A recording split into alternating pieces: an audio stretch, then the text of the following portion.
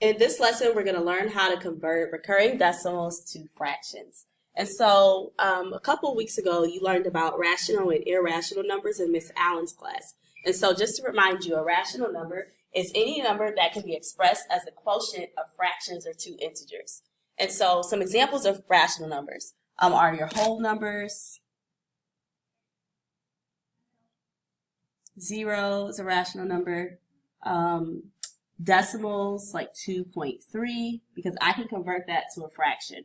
Some irrational numbers, of course, let's go back to rational numbers, fractions.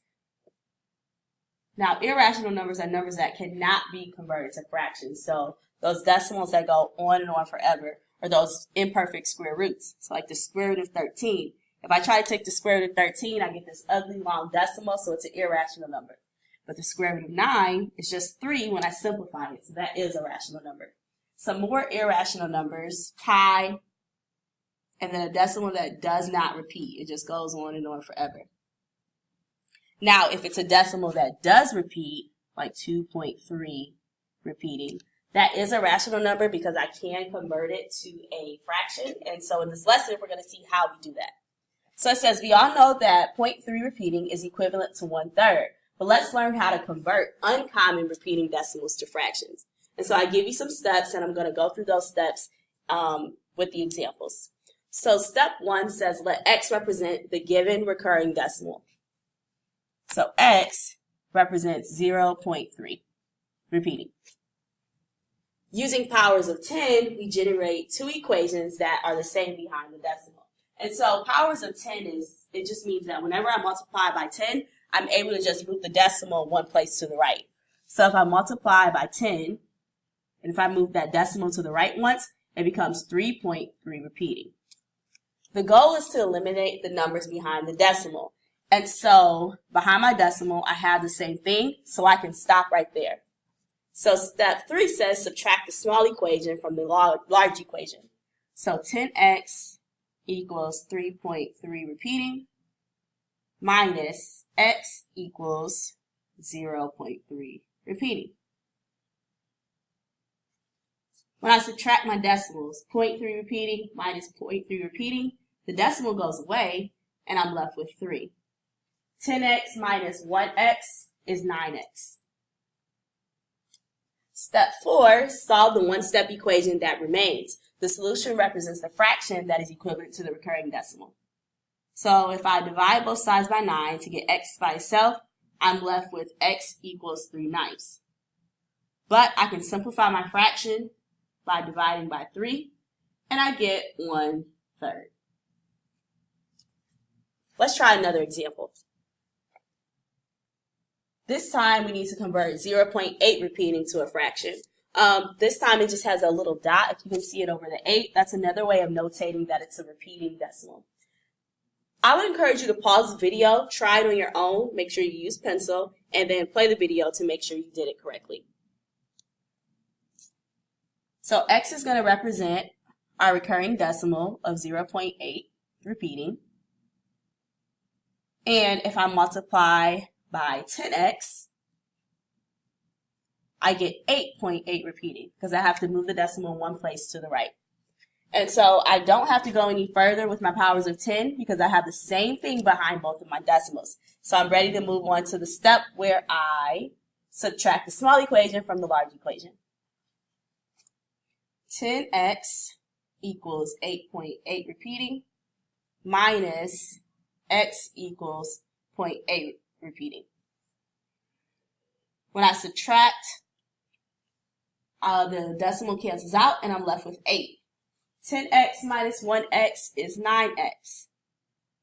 Now I just need to solve my one-step equation, divide both sides by 9, and my final answer is x equals 8/9 because I cannot simplify that fraction. Now let's try example 3. This time I have to convert 0.81 to a fraction, and the line is drawn over both digits, so that means 8 as well as 1 repeat. So again, x represents my recurring decimal. If I multiply by 10x, I'm only moving the decimal place one spot to the right. So it becomes 8.1 0.18. And then that repeats. Now, I can't stop right here because I don't have the exact same thing behind the decimal. I have 0.81 and I have 0.18. So if I were to subtract, the decimals wouldn't cancel out. So I need to go farther with my powers of 10. So we have x, we have 10x, and next for our powers of 10, we have 100x. 100x equals, well, that means I would move the decimal 2 places to the right. Twice to the right, I end up with 81.81 repeating. And so I actually have what I need. I have this expression has the same thing behind the decimal as my original expression, 0.81. So now I can subtract the small equation from the large equation. 100x equals 81. Let's try that again. 100x equals 81.81 repeating. And I am subtracting x equals 0.81 repeating. And so when I subtract, my decimals cancel out.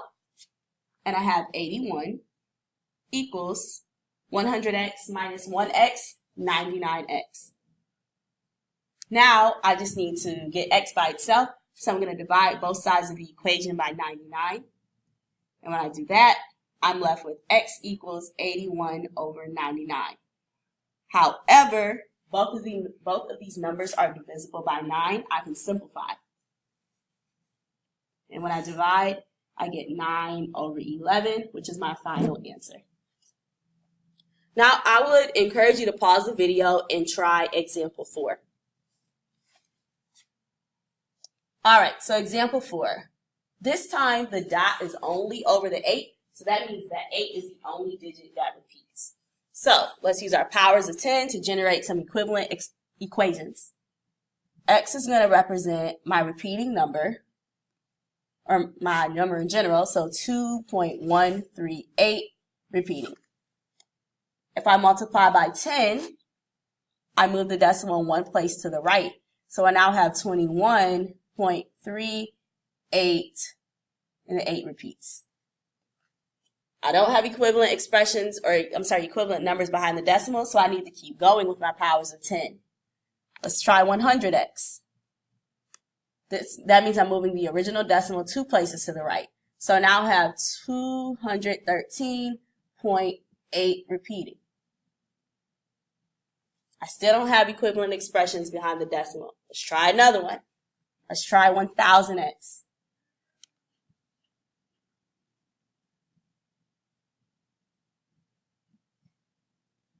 And so I finally have equations that have the exact same numbers behind the decimal.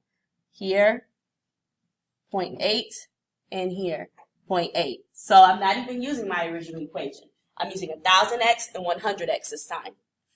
So let's subtract the large decimal from the small decimal. The large equation from the small equation. 1000x equals 2138.8 repeating. And I'm going to subtract 100x. Minus 100x equals 213.8 repeating. So my decimals cancel out, and now I just need to subtract 2,138 and 213.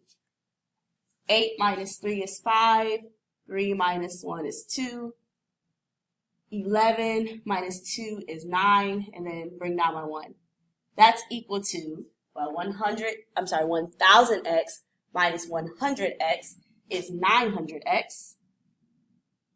And now I just need to solve my one-step equation, divide both sides by 900. Now, even though I have, I thought I made a mistake because my numerator was bigger than my denominator. However, I know that has to be true because I had 2 wholes at the beginning. So a whole number of 2. So let's start by taking away that whole number of 2. All right, 2 wholes, or 2 times 900 is 1800. So if I subtract 1800 from 1925, I'm left with 2 and then 125 over 900. However, I can simplify my fraction. 125 and 900 are both divisible by 5. When I divide, I get 5 over 36, and I can't simplify any farther. So that means that my equivalent fraction is 2 and 5/36. All right, so in our last example, example 5, I have dots over 6 as well as over the 3. So that means that all of the numbers between 6 and 3 repeat. So essentially, it's 1.623, repeating. So let's try, I would encourage you to pause the video, try example 5 on your own, and then play the video to check your work. So X is going to represent our original number, 1.623 repeating. If I multiply by 10, I'm going to move the decimal to the right one time. So 10x is equal to 16.236 repeating, because the pattern continues. However, I don't have equivalent numbers behind the decimal, so I need to keep going. So let's try 100x. 100x equals 162.362 repeating.